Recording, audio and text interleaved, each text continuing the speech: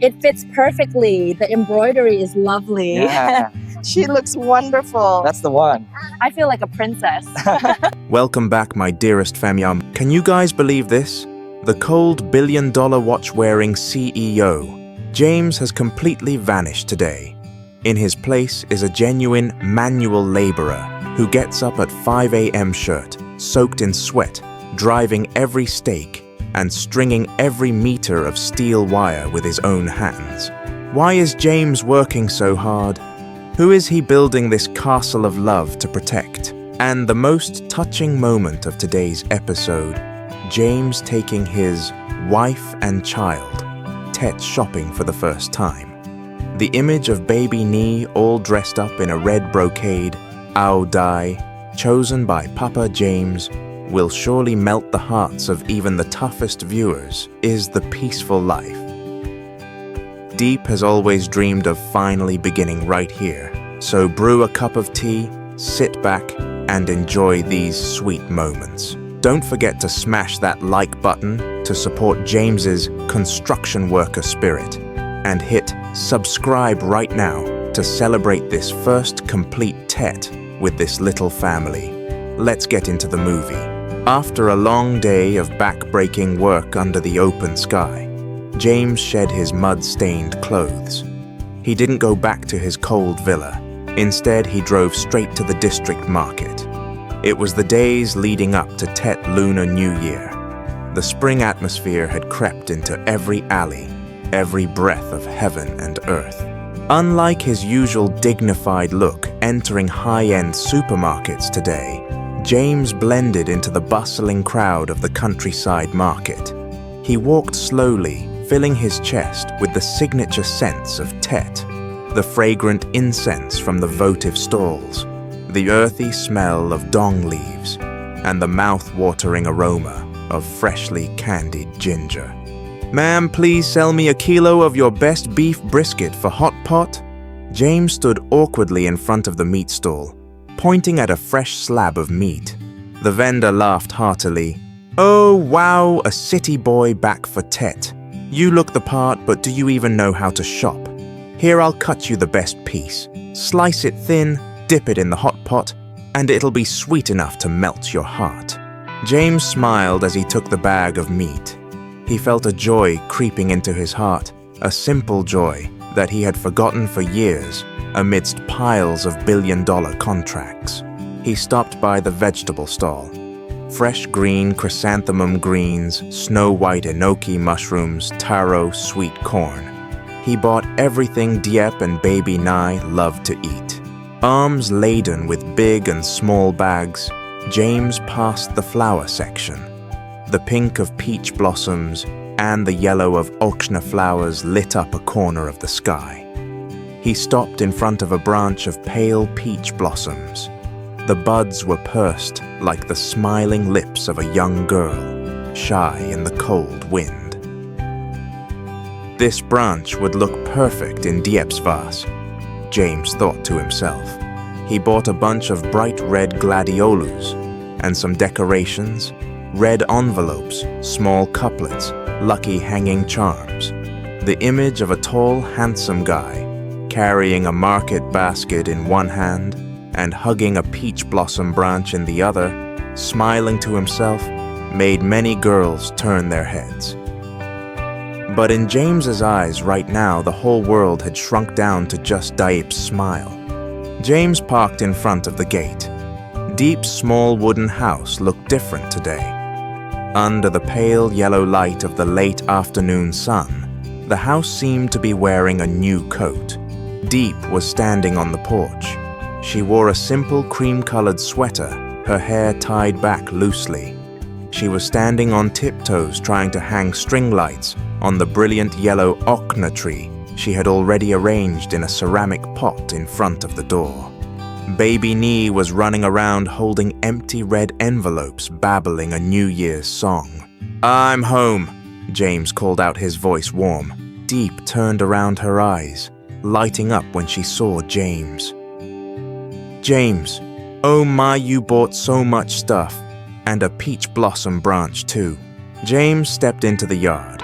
set the pile of food down on the bamboo cot, and held the pale peach blossom branch high. I saw this branch had a beautiful shape and lots of buds. It suits you perfectly. Let me put it in a vase for you. Diep ran over to help him with the bags, gently scolding him. You spent too much. We already have the okna tree. It's Tet honey. We need both peach and okna blossoms for it to be full and prosperous. James laughed, pinching Diep's cheek lightly. Besides, this is the first Tet I get to eat at your house. I want everything to be perfect. James rolled up his sleeves. He carried the large ceramic vase to the center of the living room. He carefully trimmed the leaves, then arranged the peach branch. Diep stood beside him, handing him red couplet ornaments one by one. Hang this one a little higher. Put this small lantern on the lower branch, James. The two of them, one tall and one short, decorated their little nest together. Baby Nee wanted to join in too. She handed James a red bow. Uncle James, hang this for me. All right, I'll hang it right here. James lifted Nye up high so she could hang the bow on the peach branch herself. The whole room suddenly lit up. The twinkling fairy lights reflected on the delicate petals. The scent of flowers, the smell of incense, and the sound of laughter chased away the winter cold and the worries outside. All that remained was peace, a strange peace that James had yearned for his entire life. Night began to fall completely. The dew grew colder, but inside Diep's small kitchen, a fire had been kindled, radiating a cozy warmth. James and Diep prepared dinner together. James, the CEO, took on the role of sous chef today. He sat meticulously picking vegetables and washing mushrooms. Diep was the head chef. She was simmering a pot of hot pot broth. A seductive aroma began to fill the air. The sweet scent of slow-cooked marrow bones, crushed lemongrass, fragrant grilled ginger, and the slight tang of pineapple and tomato. James, taste this and see if it's right. Diep scooped a small spoonful of broth, blew on it to cool it down, and held it to James's lips. James leaned down and took a sip. A harmony of sweet, sour, and spicy flavors melted on the tip of his tongue. It's perfect, honey. Better than any five-star restaurant I've ever eaten at. James praised her, his eyes full of affection. Diep blushed and smiled. You're just sweet-talking me. It's just a simple crab and beef hot pot. What matters is who cooks it and who you eat it with, James whispered. The meal was laid out in the middle of the house on a flowered sedge mat. The hot pot on the induction cooker bubbled away steam, rising and fogging up the glass windows. A plate of fresh red beef, sliced paper thin, a basket of lush green vegetables, golden fried tofu, and a bowl of skillfully mixed lemon garlic chili dipping sauce. The three of them gathered around the hot pot.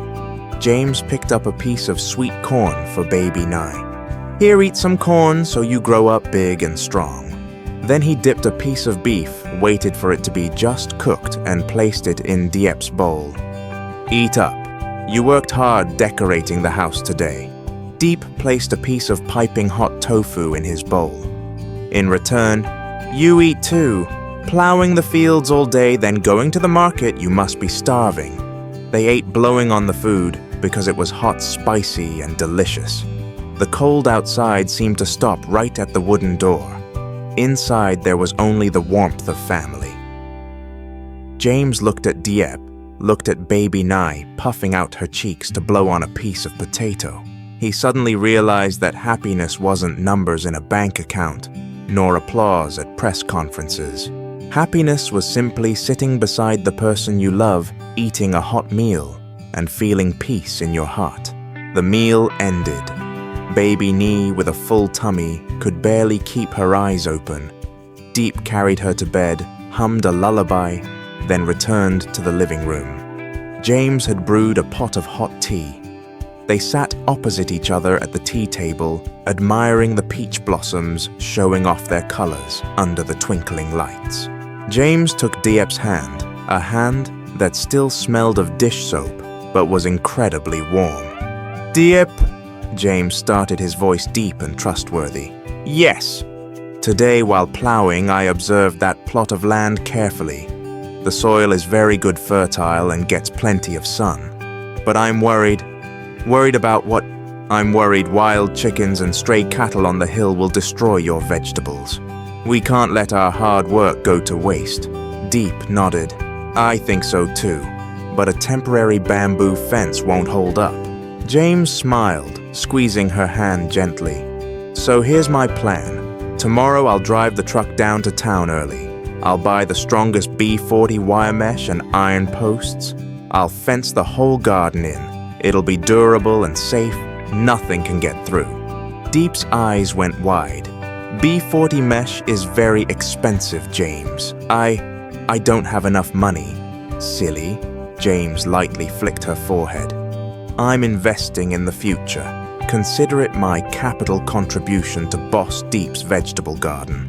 Okay, later on, just share the profits with me." Diep giggled. "Okay, I agree then. But fencing is heavy work. Can you handle it alone?" "I can, but I need your help with one thing." "What is it?"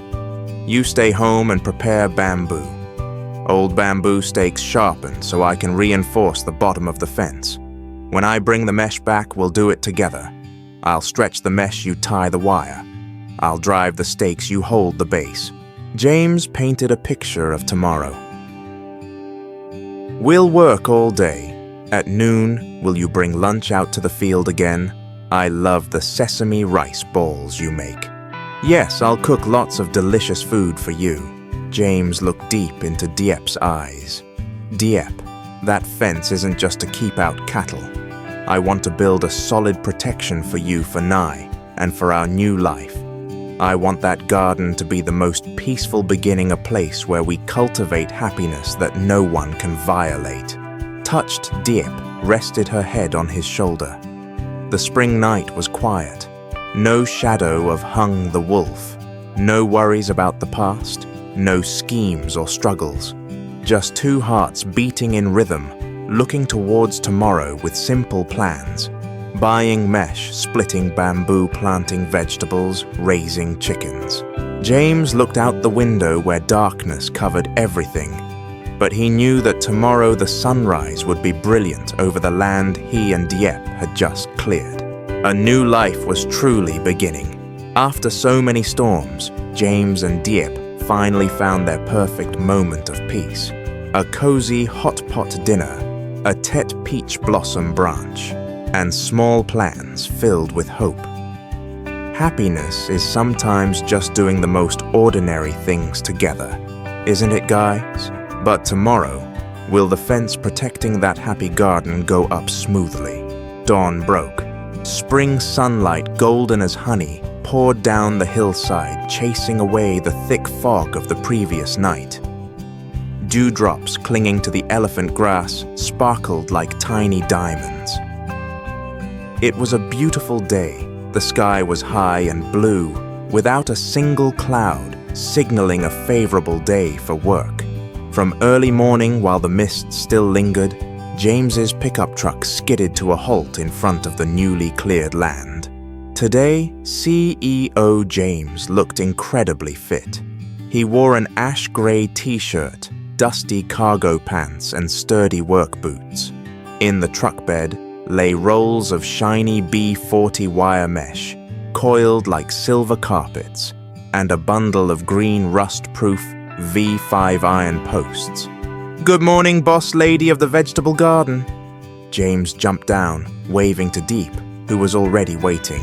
Diep looked neat today in her work clothes, hair in a high bun, wearing a white conical hat. Beside her was a pile of ivory bamboo that had been split and sharpened, stacked neatly in bundles. "You're here so early, I just finished splitting these bamboo ties." "Gotta take advantage of the cool morning air, honey. Once the sun gets high, it'll be exhausting." James rolled up his sleeves, revealing toned biceps. He started the hardest job, driving the posts. He used a tape measure to carefully check every meter of land, marking the corners of the garden. Then he picked up the heavy sledgehammer. Clang, clang, clang! The sound of metal on metal echoed through the quiet mountain area. James's strikes were powerful and decisive, driving the iron bars deep into the hard earth. Diep followed behind him. Her job was to hold the base of the post straight fill in the dirt and wedge stones around it to make it firm. Be careful, don't hit your hand, Diep reminded him worriedly. Don't worry, my aim is perfect. This hand signs 100 billion contracts without shaking. Holding a hammer is nothing. James winked playfully, making Diep giggle. Sweat began to bead on James's forehead, trickling down the bridge of his high nose. Diep quickly took the cotton towel from her shoulder, standing on her tiptoes to wipe his sweat. The faint scent of locust fruit from her hair wafted toward James, making his fatigue seem to vanish. Amidst the majestic natural scenery, the image of the man swinging the hammer and the woman wiping his sweat created a picture of labor that was beautiful and heartbreakingly romantic. When the sun reached the top of the bamboo trees, the iron posts stood tall, enclosing the land in a perfect rectangle. Now came the stage of stretching the mesh. James carried the heavy rolls of B40 mesh to the corner. He used pliers to cut the binding wire. Swish! The mesh sprang open, spreading out on the ground. Okay, you hold that end. I'll hold this end. 1-2 pull. Diep and James lifted the mesh together, pressing it against the row of posts. James used galvanized wire to skillfully tie the mesh to the iron posts. His large hands nimbly twisted the wire fast and tight. Diep walked alongside him, using the sharpened bamboo stakes to pin the bottom of the mesh deep into the ground, so that chicks or small animals couldn't squeeze through the gaps underneath. This mesh is sharp, be careful not to cut your hands, James constantly reminded her. He always took on the hardest, sharpest parts himself. Before long, a silver fence glittering in the sunlight appeared. It wasn't just a physical fence. For James, it was a symbol of protection. He was fencing in his happiness, blocking out all external storms, whether wild beasts or troubles from the past. Inside this fence, there would only be green vegetables, fragrant flowers, and his family's laughter. Done, James shouted in satisfaction, throwing the pliers on the ground. He stepped back, hands on his hips, admiring the result. The desolate plot of land from yesterday now had the shape of a lovely little farm. Diep stood beside him, her eyes shining with pride and gratitude. It's so beautiful, honey. Now nothing can destroy my vegetables. Of course, this is a project by architect James after all. James turned around and suddenly lifted Diep up, spinning her in the air. Ah, James! Put me down, I'm dizzy! Diep screamed, but it was a scream filled with joy. Their laughter echoed, blending with the mountain wind, marking a new milestone. This land officially had an owner and a protector. The sun was directly overhead. The midday heat was getting intense. They packed up their tools and drove back to the wooden house. As soon as they reached the yard, Baby Nee ran out to greet them. Uncle James, Ms. Diep, are you done? Done, my girl. I made you a huge chicken coop. James patted her head, his hands stained with iron dust, but his smile radiant. Lunch today was simpler than the dinner before. Diep worked quickly in the kitchen. She used the leftover hot pot broth from last night, added some tomatoes and taro stems, and ladled it over bowls of white vermicelli. Sour rib vermicelli served with shredded raw veggies. In just 15 minutes, 3 piping hot steaming bowls were placed on the table. Lunch is served everyone. James took a sip of the mild sour broth. The fatigue from the morning's hard labor seemed to vanish with every strand of soft vermicelli. They ate quickly and with gusto. Physical labor makes you appreciate every bite more than ever. After eating, James rolled out the bamboo mat in the middle of the house, right under the cool breeze of the standing fan. You and I get some sleep to rest up. We'll go to the market this afternoon. Diep lay down next to baby Nye, patting her to sleep. James lay on the outer edge, resting his head on his arm. He stared at the wooden ceiling, listening to the cicadas buzzing in the guava orchard. No work emails, no ringing phones, no sales pressure. Just the rhythmic breathing of the two girls he loved most. James's eyelids grew heavy. He drifted into a short nap, but it was the deepest and most satisfying sleep of his entire 30 years. It was the sleep of a man who had fulfilled his duty to protect his home. 3:00 p.m. The sun had softened, giving way to a cool spring breeze. James woke the mother and daughter. "Wake up, princesses. The carriage is ready and waiting at the door to take you to the Tet Market Festival." Hearing market, baby Nye sprang up instantly. The market to buy pretty clothes. The family of 3 got in the car, heading straight for the town center. The Tet Market on the afternoon of the 28th day of the Lunar New Year was packed. Red flags with yellow stars hung everywhere. Stalls were spread out from the gate deep into the market. The red of the couplets, the yellow of chrysanthemums, the green of dong leaves the colorful jams and candies. All created a vibrant, colorful picture. James held baby Nye's hand tight while Diep walked beside him. They looked exactly like a happy little family. Everyone in the market watched them whispering, "Ms. Land's daughter, Diep is so lucky to snag such a handsome, devoted Western husband." The villagers still thought James was an expat or mixed race because of his dashing looks. They stopped in front of the biggest children's clothing stall in the market. "Which one do you like, Nye? Uncle James will buy it all," James said generously. Baby Nye dove into the pile of clothes. Her eyes lit up when she saw a red brocade ao dye embroidered with yellow apricot blossoms on the chest, complete with a cute matching headdress. "This one, I like this one," Nye pointed. The sales lady beamed. "Oh wow, the little girl has great taste. Wearing this to wish people a happy new year will get you the most lucky money in town." James held the ao dye up against Nye. It fit perfectly. The red color highlighted her rosy white skin and big round eyes. "It's beautiful. We'll take this one." James pulled out his wallet and paid immediately, without bargaining a single cent, making the sales lady grin from ear to ear. Then he turned to Diep. She was eyeing a cream-colored wool scarf, but hesitated and put it down when she saw the price tag. James gently picked up the scarf and wrapped it around Diep's neck. "It suits you. This color flatters your skin." "No, James, I already have a scarf." Diep tried to refuse. "Your old scarf is frayed. It's Tet, you need something new. Consider it a bonus for your hard work as a mason's assistant this morning." James insisted on buying the scarf for Diep. He even bought her a rhinestone hair clip that sparkled in the light. Diep looked at him, her eyes glistening with happiness.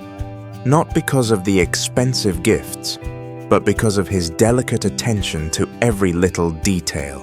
Leaving the clothing stall, they stopped at the grocery store to buy more candy melon seeds and candied squash.